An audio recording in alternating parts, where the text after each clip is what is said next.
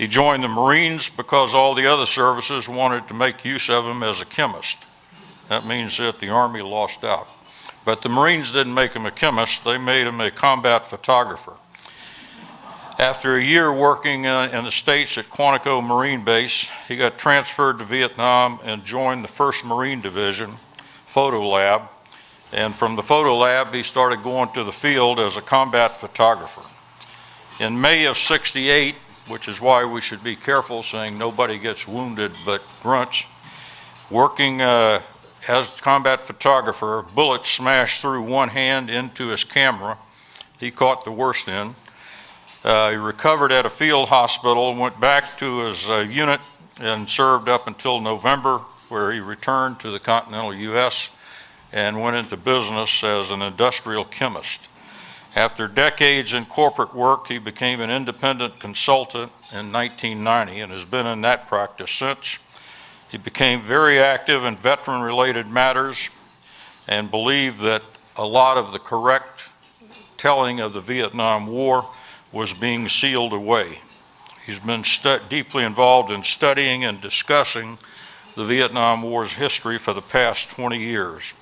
He also co-authored an introductory booklet for students of the war called Whitewash, Blackwash, Myths of the Vietnam War. He believes strongly in the need to correct the largely inaccurate and often falsely reported history of that war as a duty to the nation and its history and to the memories of all who served. I'd like to introduce our guest speaker today, Del Vecchio. Thank you very much for joining us.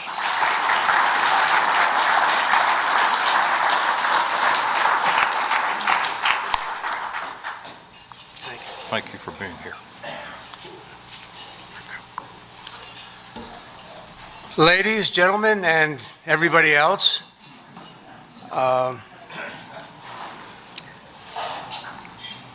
it's interesting. We used to talk about, make jokes about how old we were. You know, I remember this. I'm older than dirt. I'm so old that I remember when the concept in terms of honor had meaning for most Americans. I'm not sure that's true anymore, but I know what it means. So when I say to you that I am deeply honored to be here, to talk to this group, it's not a minor figure of speech. It's really something. So we're going to start from there. A quick, funny thing. I joined the Marines because I didn't want to become a limited duty officer to stay in the United States. And in the formation after basic training, you're standing there and they're handing out MOS numbers. And in the Marine Corps, 0311 was a rifleman, 0331 machine gunner, 08 was artillery. We had all these numbers memorized. So they're going down the line, you know, Smith, 0311, Jones, 0311, Dixon, 0826, Del Vecchio, 4631. To which I said, huh? And I walked to the gunny afterwards and said, Gunny, what's it? I don't know, Marine, let's look it up. Says here you're going to be a photographer. To which I said, huh? And I ended up at the Quantico Photo Lab. 3 other guys were standing there waiting to get processed. We started talking. We've all studied some chemistry. We realized that some clerk in the 3rd sub-basement of Marine Corps headquarters said, hey, Joe, they need guys at photo school. They do chemicals there, don't they? Look up all the guys who got chemistry. Send them to photo school. And at the time, I was very upset about it. It wasn't what I wanted to do. I think everybody in this room is mature enough to know that sometimes things happen in life that you think are great, and later on they're not so great, you know, like your first wife.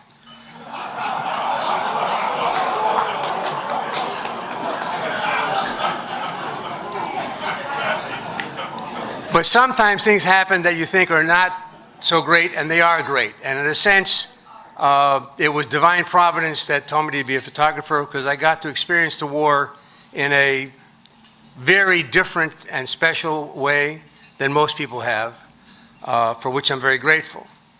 And by the way, that comment about who gets shot. 12 of my friends, of other combat photographers, died in Vietnam.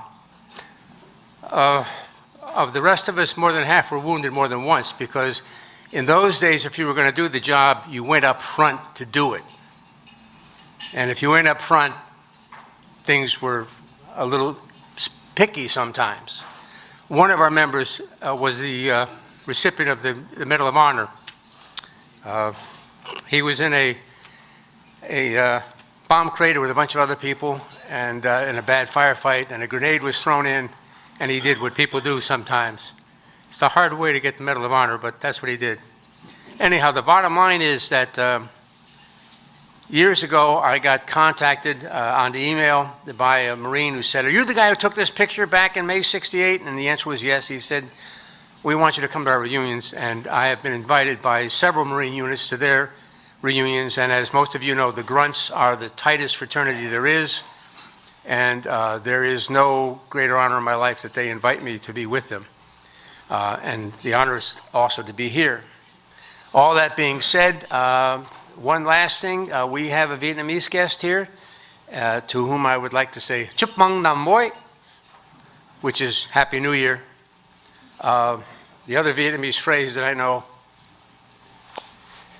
Chúng ta đã chiến đấu cho tu gió.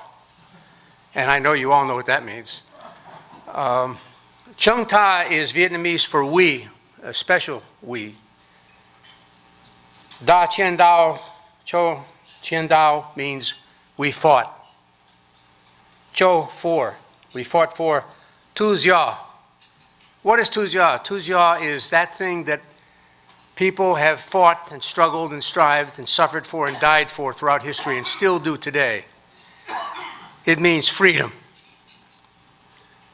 And I address that to my Vietnamese friends, but to everyone here. Why do we go to Vietnam? Oh, so we could take over from the French and be oppressors? No. So we could steal the oil and the coconuts and the rice or whatever? No. So that other people could make a lot of money from the war? No. We went because President Kennedy said we would fight every foe and bear every burden for the sake of liberty, not just for ourselves, but for others. That's why we went. And nowadays, sometimes I think we have to remind people of that. There's still a vein of people who have very negative views of the war. And my bottom line is, regardless of how badly we were led at times, how restricted we were in fighting, how badly we were treated when we came home, and how what we fought for was thrown away by people in Congress, we do not owe anyone an ounce of apology.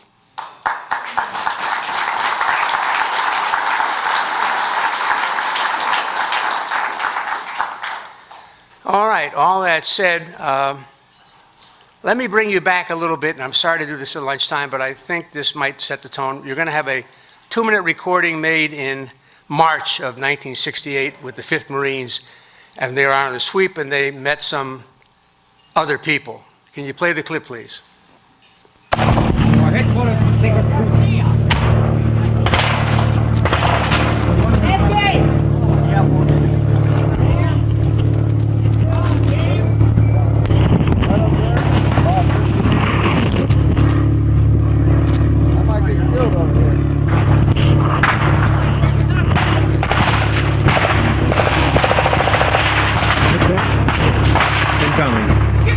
Sniper. Don't shoot.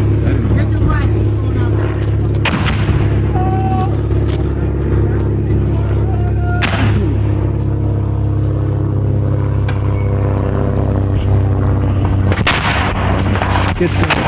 M79. Go, baby. Go, Blooper, baby. Well, that bastard's got to be out there crawling the brush. What do you want? I'm shooting back.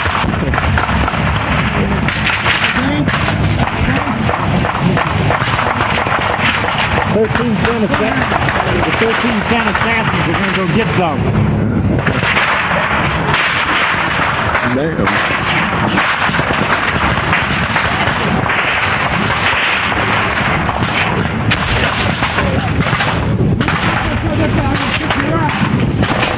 Somebody get hit.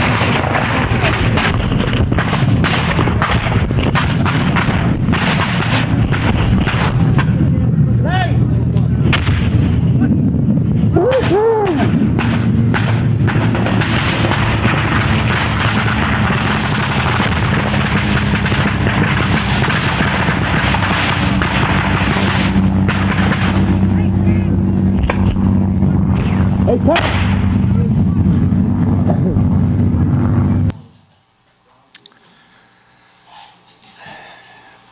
You can hear the enthusiasm. Get some.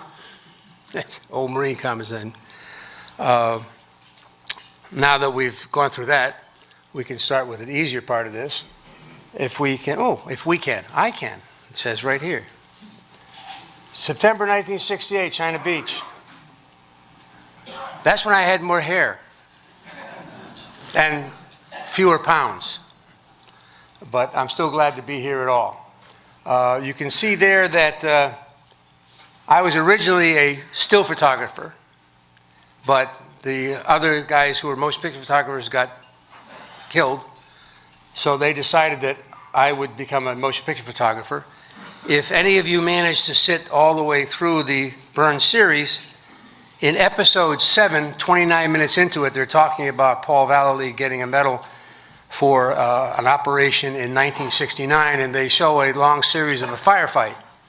And I looked at it and said, that's really nice, but that firefight was in 1968. I know, because I took those pictures. And by the way, what got me about selective editing was, at the end of that, they briefly showed the picture of a Vietnamese boy about 12 years old lying dead on the ground. I took that picture. What they didn't show were the 3 dead NVA around him. They had impressed him from the village and taken him with them into a Marine ambush, which, of course, in the dark, everybody gets killed. But they don't tell you that. They just show you this dead Vietnamese boy that we must be responsible for. They don't mention the 3 NVA who took him from his village and got him killed. That's the kind of thing that we object to about the Burns series. It's not there's so much in it that's false, although there is some false stuff. There's so much that's left out. It's like the iceberg where they show you the top and they kind of miss a lot of the rest of it. Oops, let's see, where do I put this thing? No, wrong thing. There we go. Just quick background, you've already heard this stuff. I didn't mention, growing up I knew Polish refugees, Hungarian refugees, later on Cuban refugees. I heard about their escaping, their life under communism, and there wasn't much doubt in my mind that communism was really a pretty bad thing. And we didn't want to let it keep growing and taking over more of the world and maybe coming to our shores someday. That's why I was in graduate school in St. Louis. I was been studying the war. I wound up, I know this is hard to believe, having arguments with people in school about the war because it was already anti-war sentiment in the schools back in those days. And by then, a couple of my classmates had been killed already who were ROTC people. And there's more than one way to be a good citizen in this country, no question about that, but one of the ways to be a good citizen is to join the military and answer your country's call. So,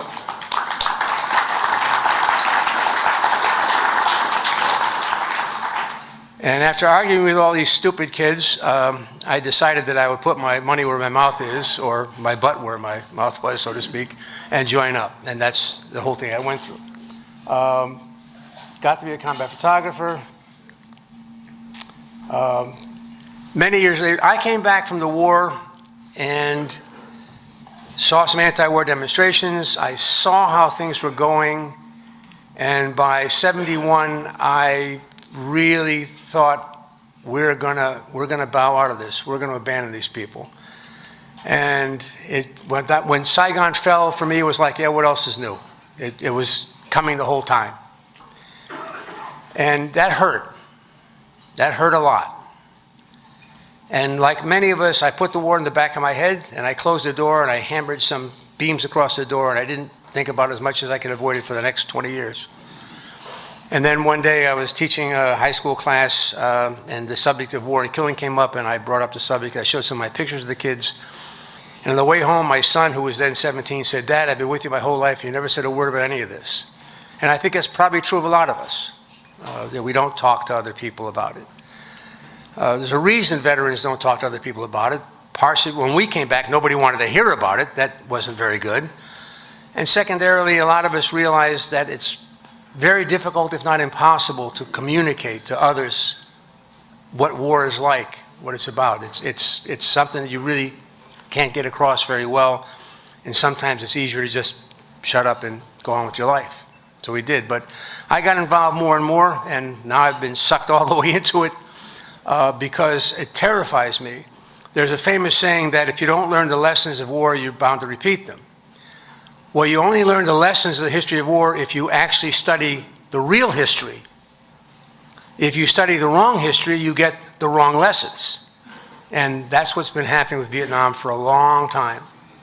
I say to people that the major domestic casualties of the Vietnam War were academia and our media.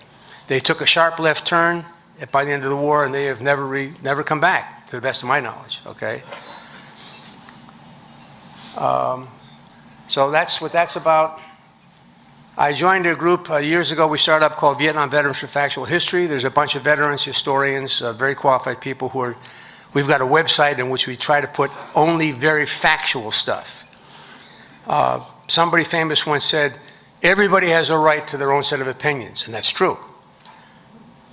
Nobody has a right to their own set of facts.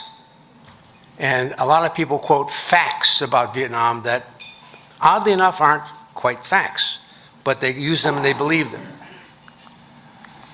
What about the series? Mr. Burns is a very famous documentarian. He's done very interesting work in the past, fascinated a lot of people.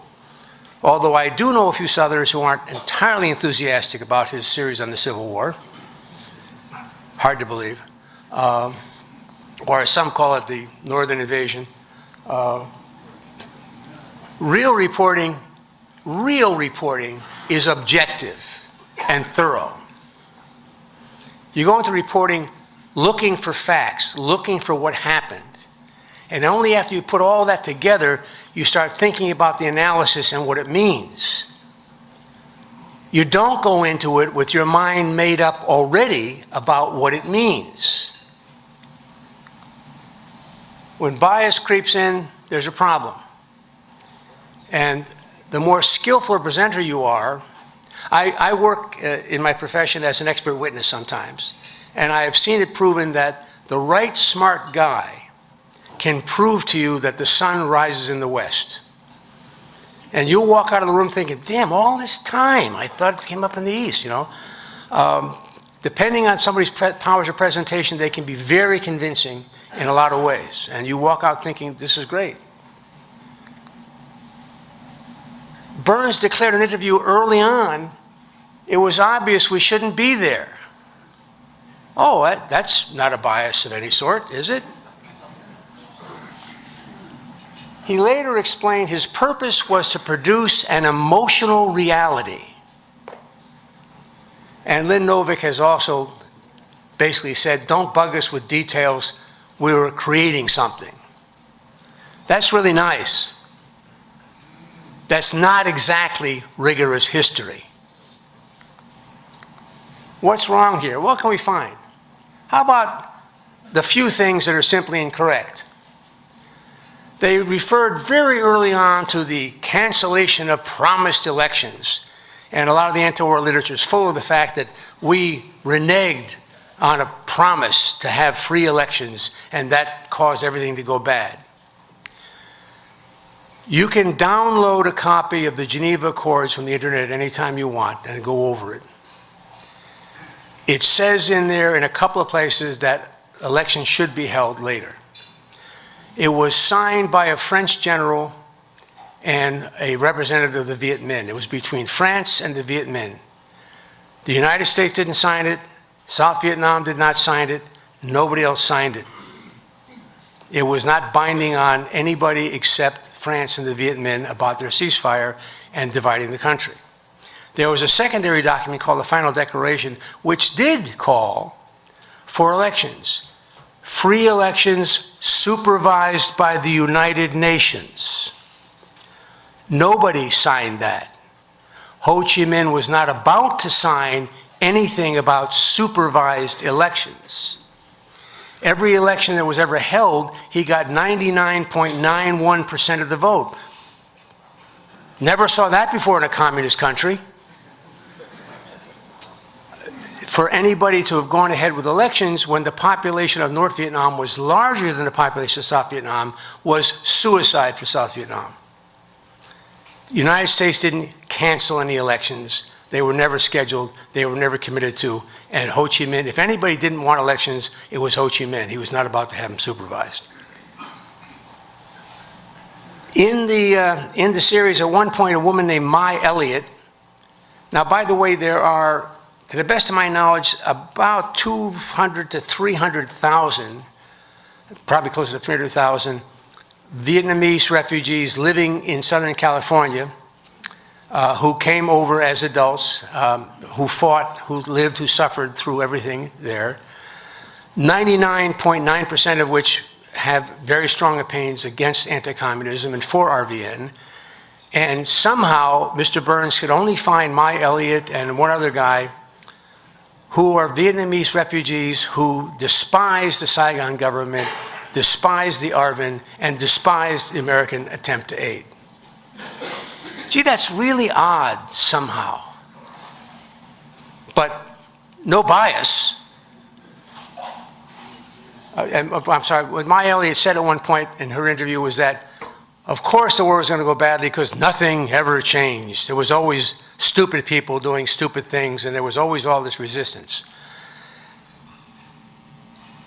50 years ago today, people would be taken out of their homes in Hue and shot on the street. By the end of February, over 5,000 people had been taken out. The lucky ones were shot. Many were beaten to death, and in their particularly nice way of killing people, they were buried alive. If you bury someone alive, it takes about 2 minutes to choke slowly to death on the dirt in your nose and mouth. It's a very unpleasant way to die, and they killed a lot of people that way.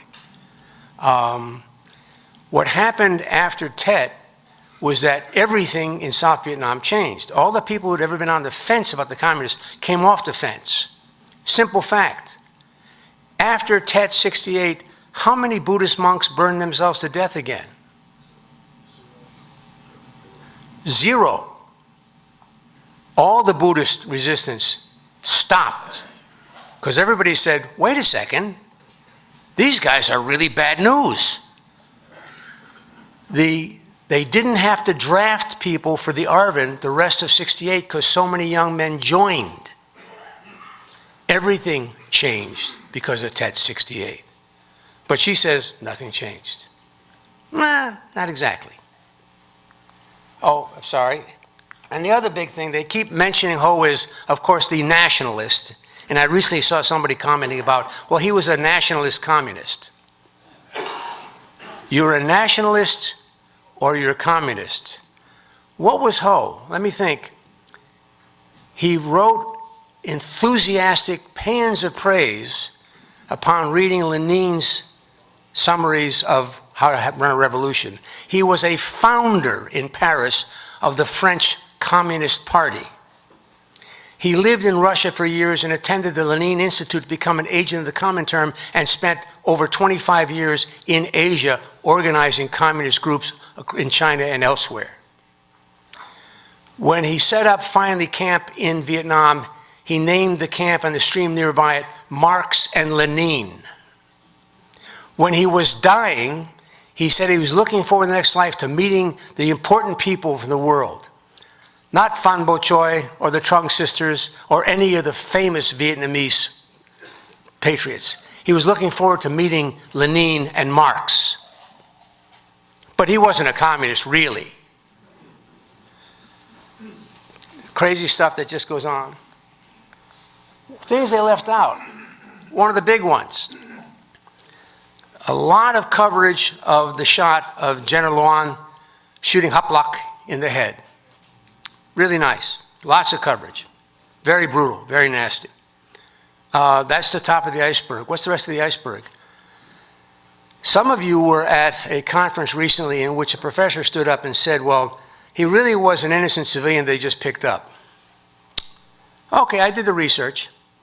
He's buried in a communist graveyard outside Saigon with a note on the tombstone of the day he died as a hero of the revolution. His wife identified him as being a VC agent. Okay, don't believe us, believe the communists, okay? He was involved with the hit squads that they had in Saigon, the same way they had them in Hue, in which they went around killing police and national policemen and officers. And people argue about which one of the families exactly they're sure he slaughtered, but they know he was involved in slaughtering the families. So this guy was a flat-out murderer, out of uniform. The Geneva Conventions basically say if you're out of uniform and you murder people, that's a war crime and you are subject to execution. General Luan was in the middle of a battle. There were bullets flying. They were still fighting in Cholan, and he shot the guy in the head. Unfortunately, the picture was taken, and it ruined Luan's life. But that's the real background that they didn't bother to cover. I think it's kind of important to cover that. I really do. Morley Safer made a famous broadcast of Marines lighting some hooches on fire. And it was reported in this country as, you know, my God, we're burning peasants out of their homes. I know Marines who were there. If Morley Safer had crossed the street in front of them, he never would have made it to the other side. They were asked by the local ARVN commander to check out the village, which was VC sympathetic. On the way to the village, they were fired on. 4 Marines were wounded. They fired back. The snipers left. The ARVN officer who was their accompanying officer from the South Vietnamese military said, our policy is if somebody shoots at us from a house, we burn the house down. Please go burn the house down. Morley Safer gave one of the guys his Zippo to help him light the house. Did he mention any of that in the report? No, didn't mention any of that in the report. Why would you bother?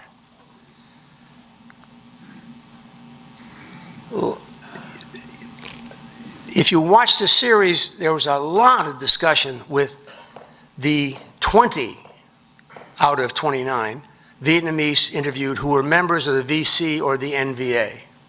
20 out of 29. And the other 2 were the ones who didn't like the South anyhow. If that's balanced reporting, I can put a Yorkie on one end of the seesaw and a St. Bernard on the other. It'll be perfectly level. Don't worry about it, okay? In fact, what got me was they each had, if you watch it, one guy admitted how much fun it was for him and his friends to take a guy out of the village they didn't like and chop him to death with machetes out in the field. And that was okay. It's like, really? Okay, that's okay.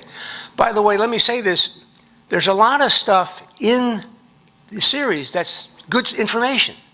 They did a lot of good research. But it's like somebody said, it's like you make a great cake, and then when you make it, you scatter in it a bunch of small pebbles. So you enjoy the cake, and then you break a tooth. And for me, watching the series was like, here's some good stuff, and then a tooth breaks because of the kind of stuff they put in there. And they didn't mention much anything about how brave and dedicated the ARVN were. A lot of people have retained a very poor opinion of the ARVN because from about 60 through 65, 66, their units were about 20% good, about 40% mediocre, and about 40% terrible. And people had memories of when they were bad. What people don't understand, especially those of us who left, was that they started getting better in 67. And they got a lot better with Vietnamization. In Eastern invasion, when the VC were gone, there was a Rommel-style invasion of South Vietnam. 200,000 men, 400 tanks, several hundred pieces of Russian artillery, better than anything we left the Vietnamese. Hundreds and hundreds of anti-aircraft guns came storming in like Rommel into France, and we weren't there anymore. And they were stopped in battles bigger than we were in by who? Oh, by the ARVN. And most people understand they got much, much better. By that time, their units were basically like 50% really good, 30% pretty good, and 20% mediocre. By that time, the South Vietnamese government had distributed several 100,000 small arms to the regional and popular forces. Everybody keeps saying, well, there's all this communist support. Wait a second, the regional and popular forces were armed by the government, and they were fighting off what was left of the VC. Everything had changed.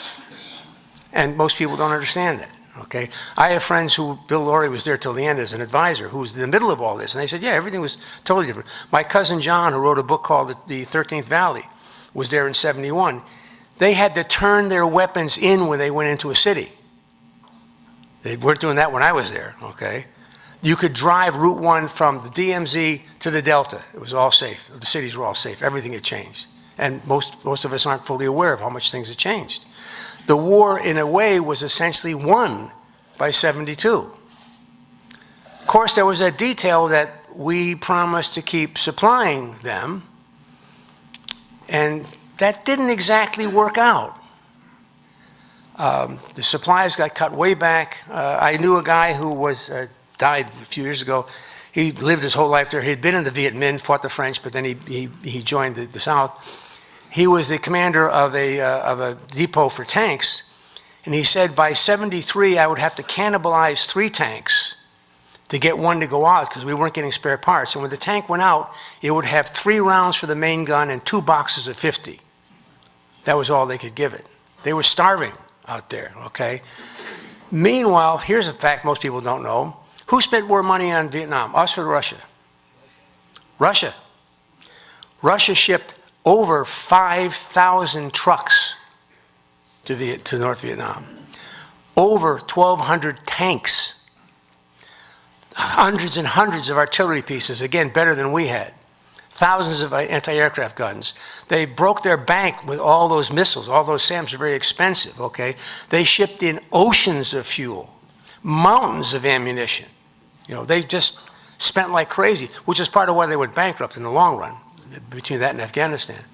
But if you have 2 fighters who are going to go into the ring and fight, and one guy gets half a bowl of rice every day for a few months, and the other guy gets all the food he needs for a few months, when they go into the ring, who's more liable to win? Maybe the guy who's been fed properly. The end of South Vietnam was inevitable. We starved them. The Russians fed the side. As Louis Sorley has said, sadly, Russia proved to be much better ally to the North than we were to the South in the end. By the way, anti-war people, there's a lot of coverage of how wonderful and sincere they all were. I know a bunch of anti-war people who were very nice people, very sincere. I knew Quakers that I swear to God, if you were going to kill their children in front of them, they'd still pray for you. I'm not quite that nice. Actually, not close. Threaten my children, and I hope your life insurance is paid up. But you know, they neglect the detail that the people at the top of the anti-war movement, they weren't about anti-war, saving American lives. They were about wanting a communist victory. They weren't anti-war, they were pro-Hanoi, okay? Tom Hayden went to Paris to get his commands from Madame, I forget her right name, the Vietnamese woman represented from the NLF, and came back and said so. We're getting our directions from the NLF. Oh, really? Great. Even in the Burns thing, if you look in the background of the protests, you'll see Viet Cong flags flying. That's not anti-war, we want to save lives. That's we know who we want to win, and we want America out of there so they can win. Very big difference. And maybe the really nasty anti-war people were a fraction of those in the anti-war movement, and I probably think they were. But they were the top fraction running things, and that's what was really significant. Omissions. Well, okay, we covered My Lai again and again, and depth and depth and depth and depth. And there was no excuse. It is and remains a shame. And there were a couple of other things. I've done the research, a couple of other times when our people did not do very well, and they were shames, okay? They were aberrations. They were violations of policy. They were not who we were. But the policies of the communists were who they were. They came away with lists of people to kill, and Saigon as well. They were big on terrorism. But we don't get a lot of detail in any of that. They just kind of slide past that. That's not to say that because they were bad, we're excused. We're not going to say that. What we're going to say is there's an enormous difference between the occasional deviation into being bad and a consistent policy of evil actions. I mean, if you got to decide, put it this way, when the final invasion came, how many people were running towards the communists? No, they were running away from them because they were so terrified of them, and with good reason. Tragedy at Kent State, also a mess. They never mentioned the fact that we have since found out there were several pistol shots going on just before the National Guard opened fire, which many people believe is what occasioned that firing to start. Doesn't make it any less of a tragedy, but it's not like it was presented to be sometimes as a bunch of National Guardsmen just going crazy and shooting kids for the hell of it. The Eastern invasion is mentioned, but they don't mention the size of it, the extent of it, and what it meant. What it meant was that, in a sense, we did not fight a war in Vietnam. If we fought a war in Vietnam, we would have bombed a lot more of North Vietnam. We would have mined Haiphong Harbor. We would have blown up the railways into China. We would have had hot pursuit into Laos and Cambodia. We would not have fooled around. We would have had a landing in North Vietnam like we had in China and North Korea. We didn't do any of that. We essentially fought a holding action from 1965 to 1971 so the Vietnamese could take care of themselves. And by the Eastern invasion, they demonstrated that supplied they could take care of themselves. But you didn't hear that in the series either. Lam Son, presented as a big disaster. Well, it was a mess, but they went into a group that was totally ready for them. They still killed more of the communists than they killed themselves, but it wasn't quite the disaster as presented. It didn't go as well as it could have, but it wasn't, it's presented as being, well, that, see, these guys could never fight. They did fight. They did a fairly good job considering that they were outnumbered about 3-1 going into a major ambush. Okay, their security wasn't as good as it should have been. The NVA knew they were coming. We didn't do that well in some of our invasions of World War II either. There's always the bridge too far if you want to think about it. Oh, the other famous picture from the war, the naked girl running down the highway burned by napalm. Well, they showed that thing. They do admit that it wasn't an American plane that dropped the napalm, which is nice that they finally got around to mentioning that. They didn't really mention that the only reason that happened was because the NVA had invaded that village. You know, if you're the guy who does the invading, then you're the guy who's responsible for what happens. So the responsibility for everything that happened in that village is responsible to the NVA because they're the guys who invaded the village, okay? They didn't mention that she was medevaced by Americans, spent a lot of time in hospitals there, was fixed up a whole lot better, and was able to go back to her village with her family. There's a book called The Girl in the Picture that is a great book because in passing it mentions what life was like for them after the communists took over and how everything went to hell for their whole family because of the communists taking over, even though she's supposed to be a hero. She wanted to be a doctor. They wanted to make her a propaganda subject. They don't mention that, gee whiz, after years of being denied what she wanted to do, she and her husband managed to inveigle their way on a flight to go to Russia that stopped by in Canada on the way back. And when it stopped by in Canada, she and her husband got off and defected and live in Canada. Because as privileged as they were, they wanted Tuesday. They wanted freedom as well. And that's where they live today. Did they mention that? I don't remember them mentioning that. The convoy of tears. They deliberately shelled huge columns of people. The death toll is in the tens of thousands, and that wasn't covered very well either. And they deliberately shelled those columns. More people died from those columns being shelled than anywhere else in any of the atrocities. And they didn't mention that very much either. Over the years, over 40,000 people were assassinated, kidnapped, and never seen again. Later examination of VC documents, it says, if you're going to kill someone who's popular in the village, don't kill them there, because that might upset people. Take them into the jungle and kill and bury them there so nobody will know what happened to them. Of the 40,000 people, the ones that were kidnapped, nobody ever came back. So it's kind of like, yeah, I don't think they made it. They don't mention that. They don't mention how terrible it was. There's a book by a German reporter who had no axe to grind and talks about the atrocities he saw that I will not go into here, but they're horrendous atrocities that they did very, very deliberately. And that was part of their policy. And there wasn't much dwelling on that. Lots of discussions of what was wrong with the Saigon government. The Saigon government was not perfect. On the other hand, there were something like 18 opposition newspapers freely published in Saigon, many of which were very critical of the government. The day after April 30, the next day, how many of those newspapers were publishing? None. None ever. The only papers get published after that were the official papers of the Communist Party. But hey, we're told that the victory of the communists brought, I always remember this phrase, liberation and justice to South Vietnam. My definition of liberation and justice is just a little different than what they seem to be using. The biggest omission of all, never mentioned at all. What happened after the victory? What liberation and justice? Well, let's see. People argue if there were as few as 40,000 executions or as many as 70.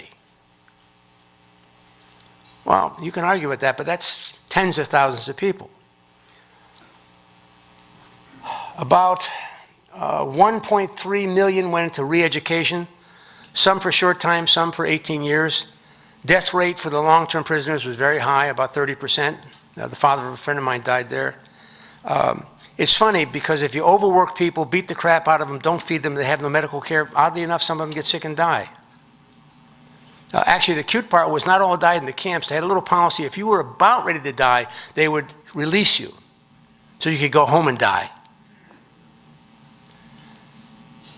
All civil liberties were gone. They have this charter that says that they have liberties, like religious liberty. But under the communist government, religious liberty is so important, it's so important, that we're going to help you with your religion. A simple example, we're going to decide for the Catholics, whom they really hate, who can be ordained a priest. Because you have to meet certain criteria so that we know that you'll be a good priest. And ordinations in South Vietnam went from 400 a year to 4. And after a number of years, what people started doing was saying, well, we're going to send our seminary students to Rome. And they send them to Rome where they get ordained in Rome and then come back. They suppressed the Cao Dai, the Wow Hao. I've been in a Cao Dai temple talking about it. It's all under, we're helping you, but it's all control, control, control. And they originally, from 75 to 85, they had Marxist economics, which meant everybody started starving.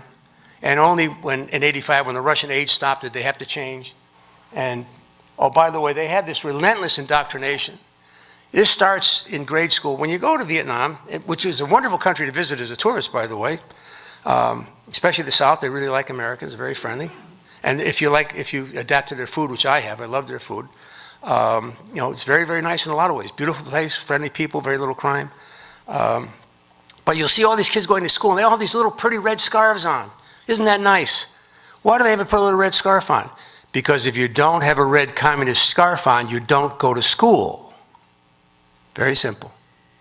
And if you're going to go to college, you will join the Young Communist League or you won't be going to college.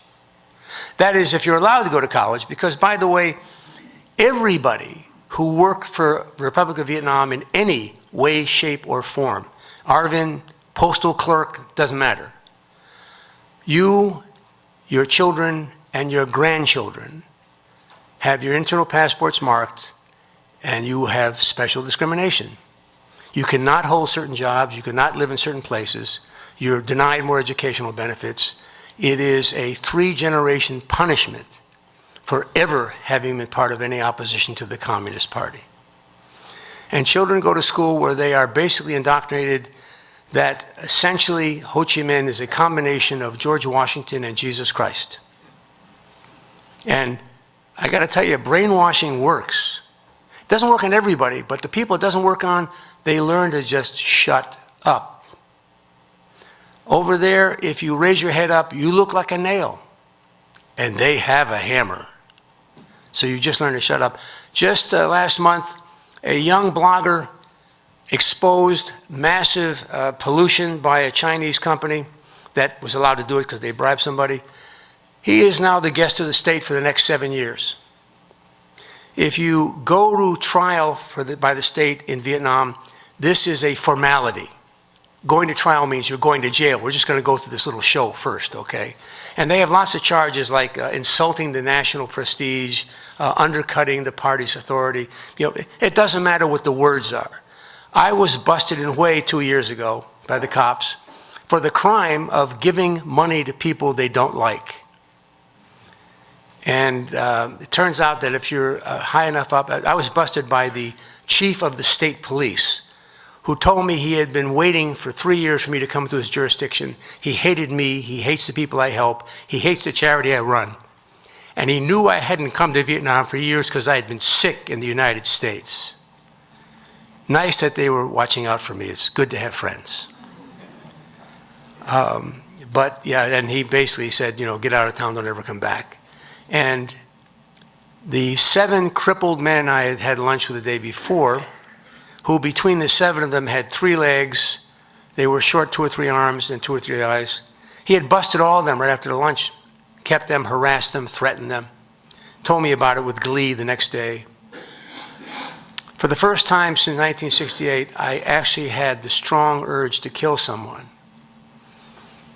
But I promised my wife that morning that I would be Robert De Niro, I would play an actor. I just played I'm a dumb American giving money to poor people, what do I know? He knew I was lying, but it didn't matter.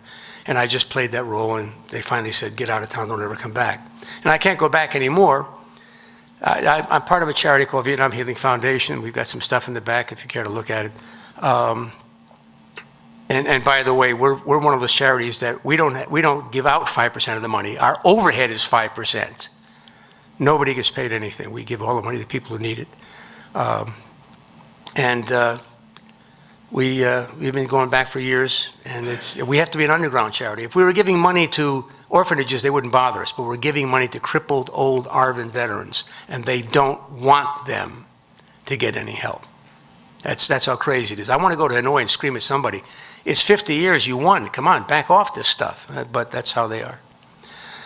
Anyhow, that's the stuff that goes on, and they didn't cover any of that.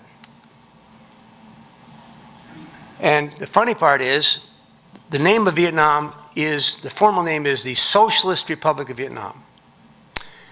Anybody here study political science? In true socialism, the government is responsible for your house, your job, your education, and your medical care. You get all those coming to you.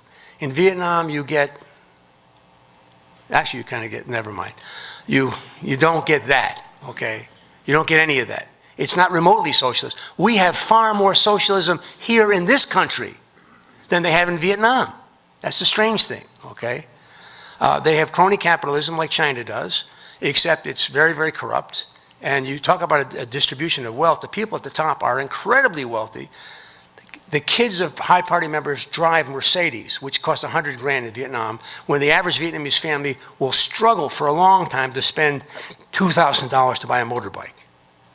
It's not remotely Marxist or anything like it. It's essentially governed by the mafia, and they get away with it. But we're back on liberation and justice. What bias? Okay, the two major advisors to Mr. Burns, McPeak and Vallely, nice guys, both veterans, both charter members of the Vietnam Veterans Against the War. If that's who your chief advisors are, maybe there might be a slant to this. 29 Vietnamese interviewed, 20 VCNVA, 31 vets interviewed, 11 anti-war. They didn't interview Kissinger, Moyar, Turner, great professors. They interviewed Bob Sorley. After 2 hours of Lynn Novick screaming at him, he was giving me the wrong answers. He got up and left. But they put him on the show briefly, very briefly. He's still bitter about that.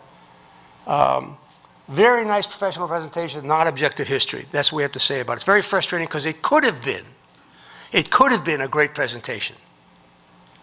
But it's that cake with the pebbles in it. And the sad part is, I know some very nice people who've watched it and said, wow, it's great history. Now we know all about the war. And I just wince, and I have to try to break the news to them that they don't really. A few pictures. This is me going out almost 50 years ago. That was about February 14th from Hill 10 to go hunting the VC. This picture is fairly famous in a number of documentaries. That is a corpsman there, a corpsman here. They're working on a guy with a sucking chest wound. We're in triple canopy. We can hear the chopper overhead. We can hear the chopper trying to drop the armored thing, get hung up in the trees 4 times. The 4th time it came under a machine gun guy from the NVA and they left and the guy died. Not one of our better days. That's just an evacuation off a mountaintop. This is, some of you may recognize this going into an operation. This is my mind-reading shot. I got off the chopper to take pictures of the guy being evacuated. He's looking at me. I can read his mind. He's saying, who is this person with an unnaturally close relationship with his maternal parent who's got a camera? This is burning a hooch out in the villages where, when we came across abandoned hooches in the village, in the boondocks, we burned them down. You deny resources to the enemy. This is a famous picture. I've got some copies of it back there. This is a machine gun team that same day that the movies were taken. And this is where I was criticized by somebody saying, my camera angle is too low to the ground.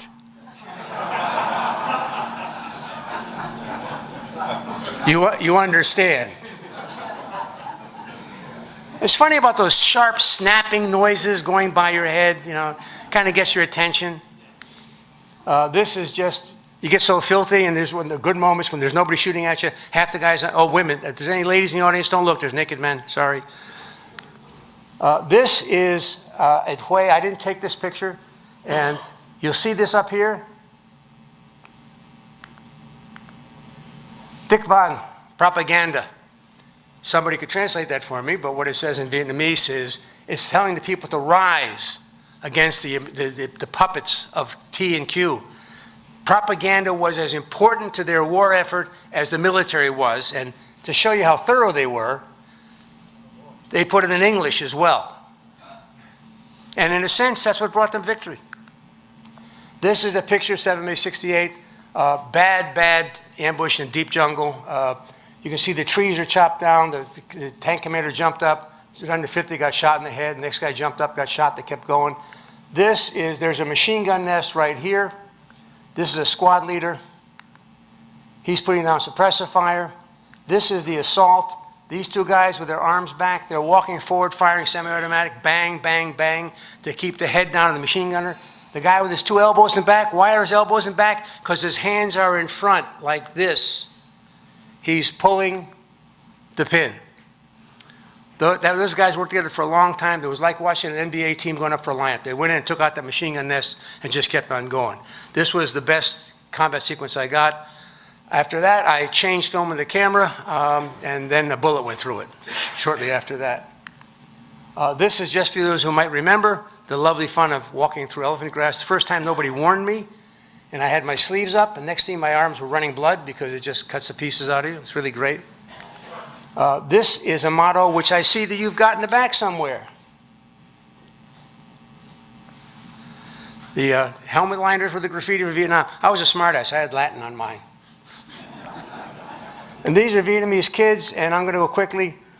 This is what also went on in the field. And this is who we were in the villages. We'd get to a village, we'd secure it, and the corpsman would have sick call for all the Vietnamese. And 10 years ago, I was at a reunion. I had this picture up. A guy came up and rolled his sleeve up and showed me this tattoo. Same guy 30 years later. He lives outside Asheville. The corpsman had taken care of this little boy. That's his grandmother. I didn't know they grew popcorn in Vietnam, but they do. She took this gourmet cooking pot and used sand as a medium, cooked popcorn, and then lit her cheroot, by the way. And the Marines sat around with the kids eating popcorn. You want to talk about a surreal movement? But that's who we were in the villages, okay? And this is my favorite picture of any I ever took. We were in a small village one night. They were like 40 people there, women, children, old men.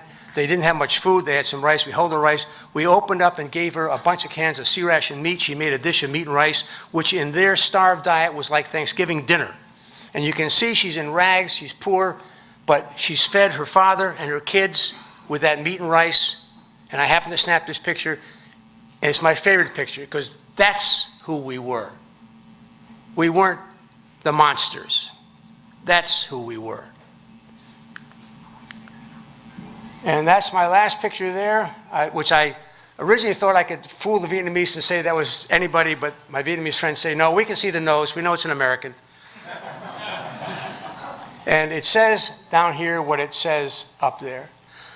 That's it. I'm open for all kinds of questions. I'll be around if anybody wants to talk to me. I'll be happy to talk to anybody at any time. Thank you very much.